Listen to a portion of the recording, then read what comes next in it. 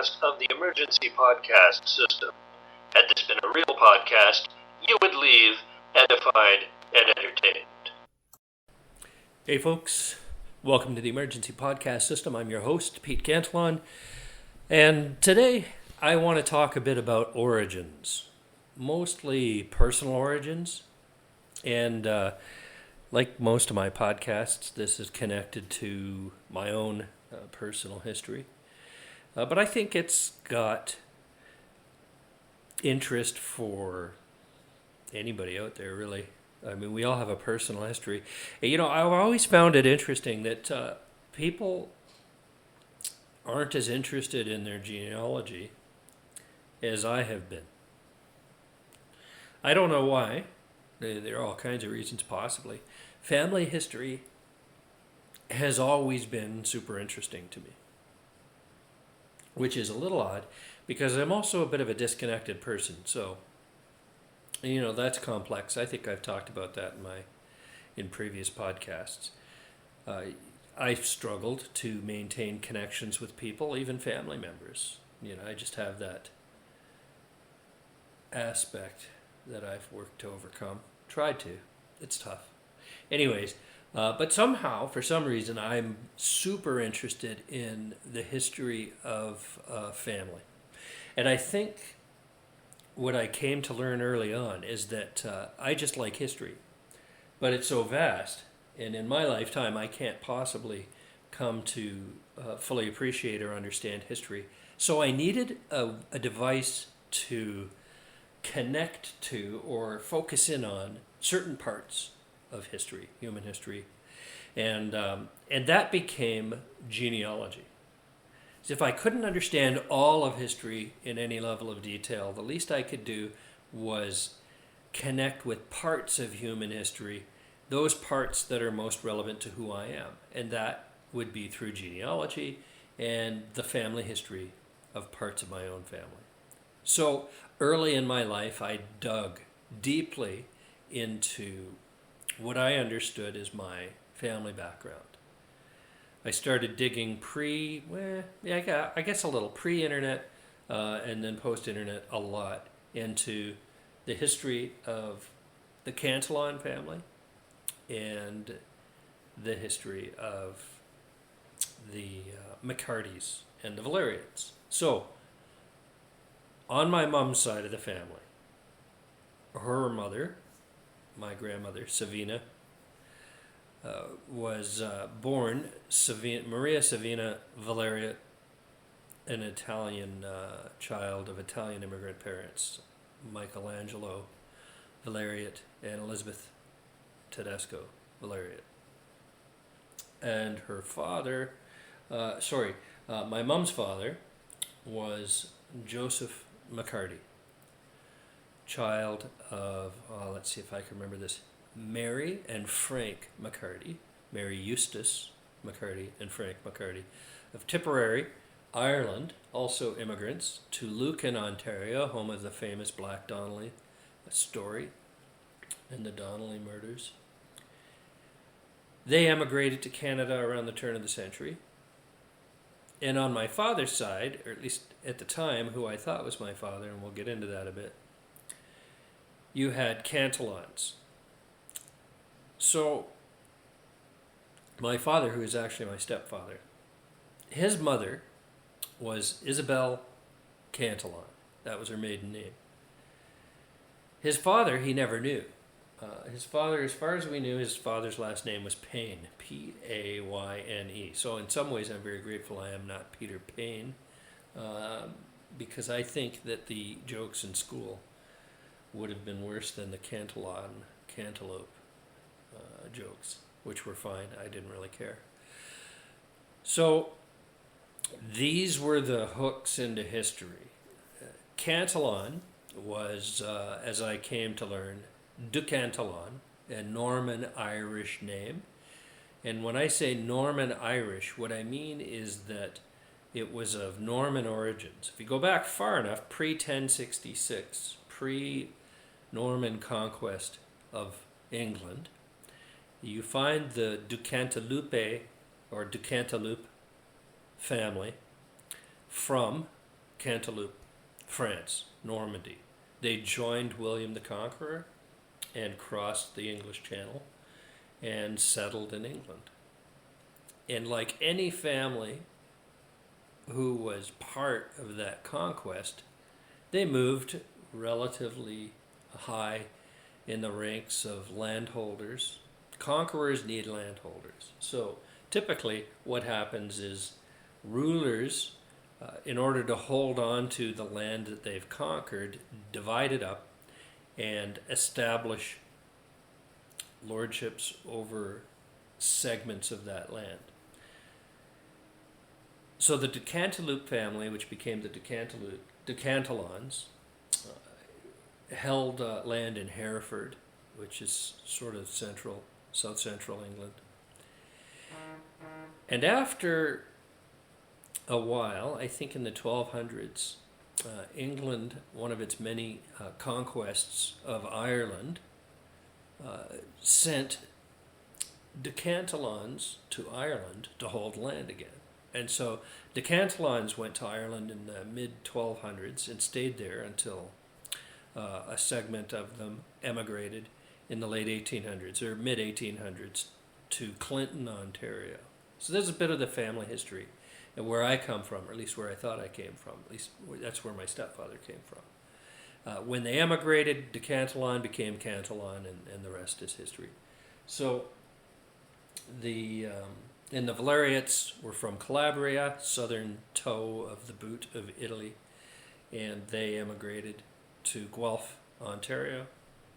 And McCartys, as I mentioned, emigrated from Tipperary to Lucan, Ontario. The Paynes, I really didn't know anything about. It was difficult to find any kind of history except a generic English history.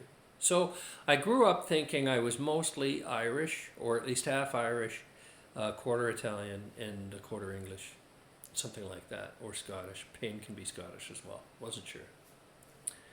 Then several years ago, 7 years ago, probably about 7 years ago, my loving wife, knowing my interest in family history, bought me a 23andMe DNA kit, which I was super excited about. I'm very, very passionate about science and wanting to be an early adopter of stuff. So I took that, spit in the tube they provided, sent it off, they did their analysis, and several weeks later I got an email with a link to my reports, which was crazy exciting. And I expected it would affirm things. Mostly I was just interested in getting a better understanding of that Payne side of the family I didn't know anything about, and seeing how far down in history we could go with this. So you'll understand my surprise when the results came back, and I was 50% Ashkenazi Jewish and 25% Italian, 25% Irish. Then I'm like, Jewish? It was weird. My first thought was, well, maybe the Paynes were Jewish. Maybe my dad's dad who was Jewish. And I looked into I thought about it for maybe 10 seconds. And I'm like, no, the math doesn't work. When it comes to DNA, and a lot of people don't really understand this, but it's basic grade 7 biology. I mean, you can divide it up pretty easily. If I'm 50% Jewish, one of my parents is 100% Jewish, or both of my parents are 50% Jewish. But this was coming strictly from the father's side, because 23andMe divides that up. For guys, they can do that. And so that would have made my stepfather, who I came to understand my stepfather at the time, I still wasn't sure. I would have made my father 100% Jewish, but we knew that wasn't true. He knew who his mother was, beyond a shadow of a doubt. Isabel Cantillon was Irish. She came from an Irish family. There were no historic questions, family history questions of her parentage. And so if his father was Jewish, that would have made him half Jewish, would have made me quarter Jewish. So that meant there were questions of my own parentage. So I called my mom, And I said, hey, I got that test back, and it said I'm 50% Jewish, Ashkenazi Jewish. And she's like, I had no idea we were Jewish. And I'm like, no, Mom, it doesn't work that way. You're not Jewish. Well, what do you mean I'm not Jewish? How do you know? I'm like, look, I took a few minutes to explain the science to her. I said, there's only one possibility here, Mom. Dad is not my dad. She paused for a minute and she said, well, I'm not going to go into a lot of details. But she confirmed there were suspicions at the time, that she had certain suspicions that maybe I wasn't, or that Pete Cantillon wasn't my dad. And she did confirm that she spent a lot of time in the Jewish community in Toronto. She moved in those circles. And also confirmed that it's quite possible that my father was Jewish. This was a huge surprise, and actually quite pleasant, because Pete Cantillon Sr., my stepfather, who left when I was about 4 years old, was by all definitions a pretty evil guy. Now, I recognize that most people's damage, and when they damage other people, comes from their own damage, but at a certain point as an adult you have to take responsibility for your actions. And he had issues, and he had some pretty significant issues, and he hurt and damaged so many people in his life. The trauma and the wreckage he left in his wake is substantial. Like, you may know people who are damaging and hurtful, but you don't know people, I bet, who are as damaging and hurtful as this guy was to a number of people. So I was relieved that he wasn't my father. It was a bit of a weight off, and I was thankful for that. But he didn't really have any influence in my life. I mean, I was raised by my mom and surrounded by women my whole life. My mom, my grandmother, my sisters, my aunts. I mean, I was raised by women, and I'm thankful for that. And I think it's provided me with a valuable foundation in my life, and been a substantial contributor to who I am. But from a family history perspective, from a genetic perspective, I found this wildly fascinating, and I just dove into it. Of course, what it also meant was that 1,000 years of Cantillon family history really didn't mean anything to me anymore, and I just dropped it and began to dig as much as I could into my Ashkenazi Jewish roots. Now, if you understand Judaism even a little bit, you'll understand that the question of Jewishness is both simple and complicated. It's simple in the sense that generally religious Jews, don't consider you Jewish unless your mother is Jewish, or you've converted to Judaism and had a bar mitzvah or a bat mitzvah, and identify as Jewish, practicing Jew. I don't. I'm not. I mean, I have been a religious person in the past. I'm not anymore. I'm more of a agnostic. I'm attracted to religious iconography and symbolism, imagery, metaphor, because I just find it all very fascinating, and I find it very inspiring from an art and literature perspective. But from a belief perspective, I'm not a religious guy, so there's no way I can claim religious Judaism. But there's lots of Jews who are not religious either. But they're Jewish from a religious perspective because their moms are Jewish, and they're Jewish because they were raised in a Jewish household. They understand the culture and the history of it. I wasn't. And so I was tentative in talking about Judaism and my own Jewish history because I felt like an imposter. Like, I felt like it wasn't appropriate for me to talk about my own Jewish heritage because I wasn't raised in the culture.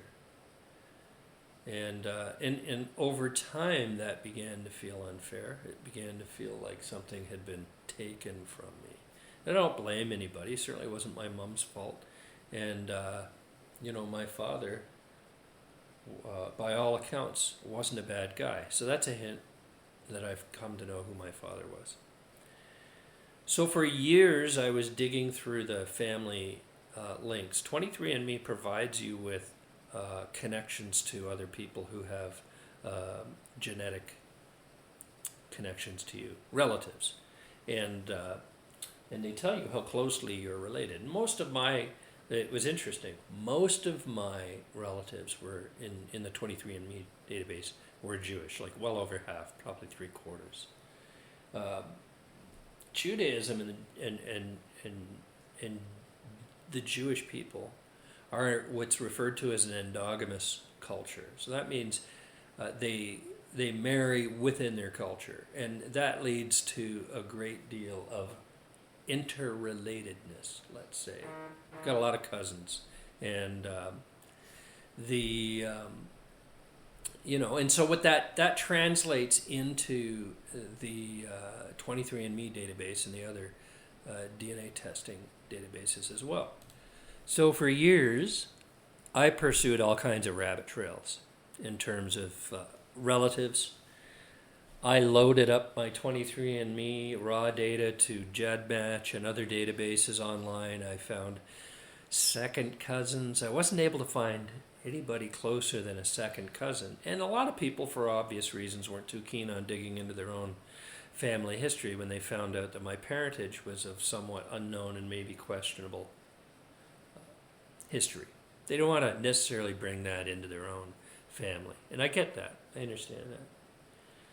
So a few years goes by, and I get this message in 23andMe from another user whose results had just been loaded. And she said, "Hey, I'm so-and-so, and I see in the database that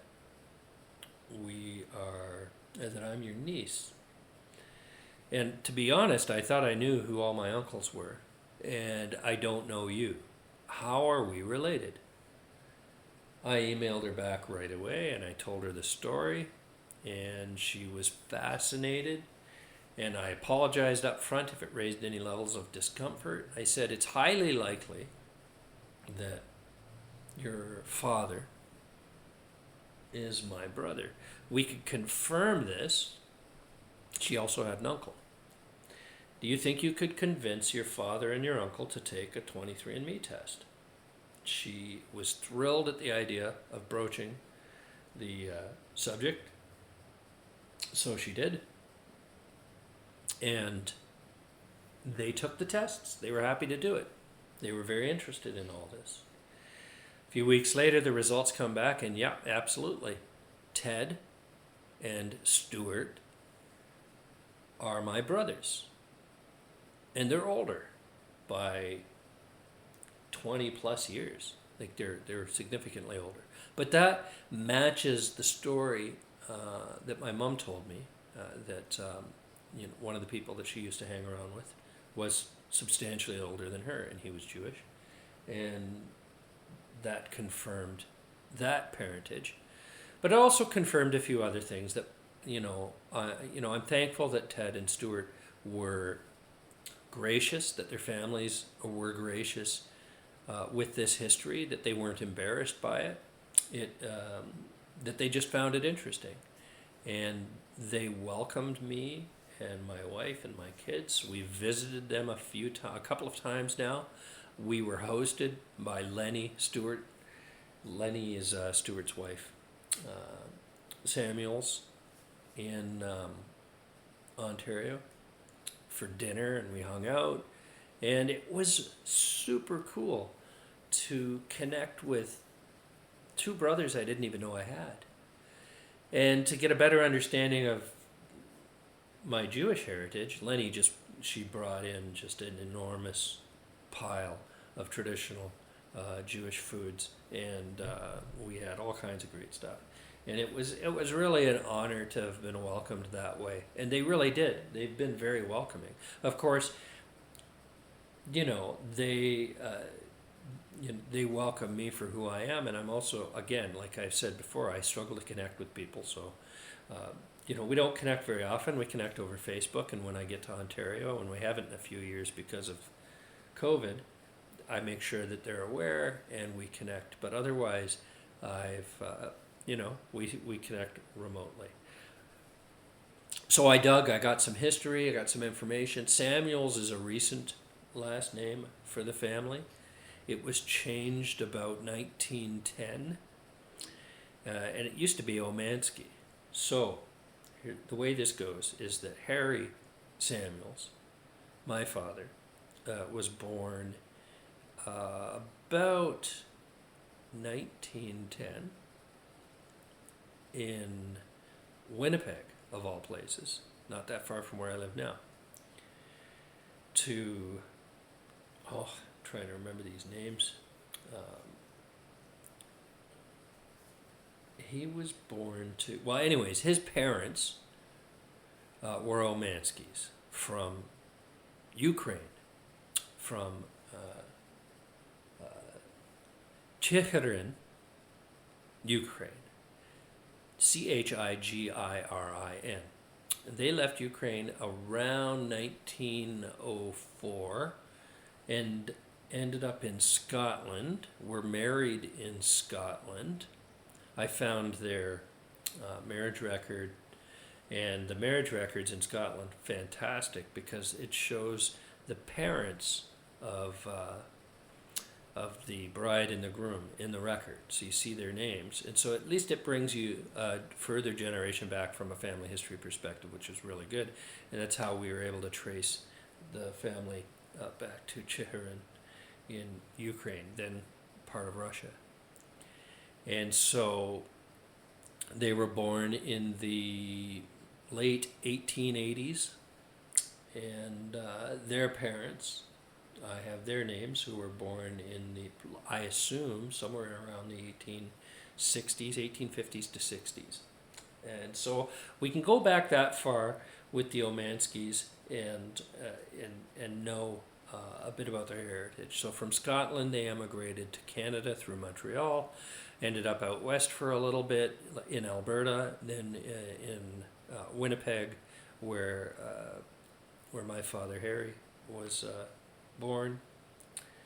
And it's Samuel Omansky, who changed his name to Samuels. Interesting choice. According to the family, because Omansky felt too ethnic, which I feel is code for too Jewish, and they were experiencing racism of one sort or another, or a level of intolerance that forced Samuel, my grandfather, to just change the name to something a little less quote ethnic, and maybe get along a little bit better in this new country. So that's the history that I have, and I've dove headfirst into it, really doing my best to better understand the fact that I'm half. My heritage is half Jewish. I still struggle to say I'm half Jewish because I'm not a believer, and culturally I'm new in the sense that I've never understood Jewish culture. I wasn't raised in it, and my reading of it now comes late in life as a result of a better understanding of my family history. But I'm still proud of it, and I'm still thankful that it's given me a hook into a part of human history that is in many ways tragic, but also great. There's a great deal of things to be proud of in terms of my Jewish forebears and the accomplishments of the culture and the significant influence the culture's had on global history, given the size of it from a population perspective in comparison to the rest of the globe.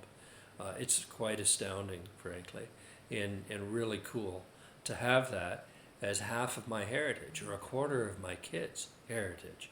And so I've been doing my best to catch up and understand things. Still, I'm not a religious guy, but I have a tattoo on my right forearm with the three Hebrew letters, Aleph, Bet, Aleph, which translate to Abba, which means father. Now, some might interpret that as religious, and certainly I have a religious background in terms of belief, but really it's in reference to the fact that my father was Jewish, and I have a Jewish history. On my left forearm is my mom's thumbprint, so I refer to the tattoos on my left and right forearm. I call them the family forearms. It's just the way things worked out. So yeah, that's a bit of my history, and I do feel like, there are times when I wish that I had known earlier in my life, that I had known who my father was. My father, Harry, passed away in the 80s, so I just never had the opportunity to know him. I'm thankful to know Ted and Stuart and their kids and their wife, or Lenny, Stuart's wife. I'm thankful that I've had that opportunity provided to me through science, through 23andMe and genetic testing. It's opened up a really invisible part of my life and given me some wonderful reasons to dig into a part of my history I didn't know or understand before. And certainly my mom was wonderful prior to her passing away. She was thrilled to have learned this information as well. My siblings have all been, who I was raised with, have all been, understanding and grateful that I was able to come to this truth as well. So it's all around. It's been a really wonderful thing for me to learn about my Jewish heritage. Yeah, so if you have interesting stories like that, feel free to email me. I might dig a little bit more into it, this idea of feeling like an imposter, because I do feel that way from time to time, and I'm trying to get over that. I have a right to be able to talk about this. This is legitimately part of who I am, and it is something that, well, perhaps not stolen from me, it was inadvertently held from me due to decisions that others made. And so that impacted me. And there is a genuine and legitimate sense of loss that I feel, and conflict in terms of my own identity. And I'm working through that. And people have been really good to resource me in terms of my own Jewish history. So that's a bit about me and in my family history. I hope you take the time to dig into yours. I think family history is interesting. It gives you opportunities to dig into world history. And you never know what you might learn if you take a 23andMe or some other DNA test. And maybe you don't want to learn the kinds of things I learned. But I think it's important to understand who you are and what your truth is. And I just think you'll find it interesting. Personally, I would.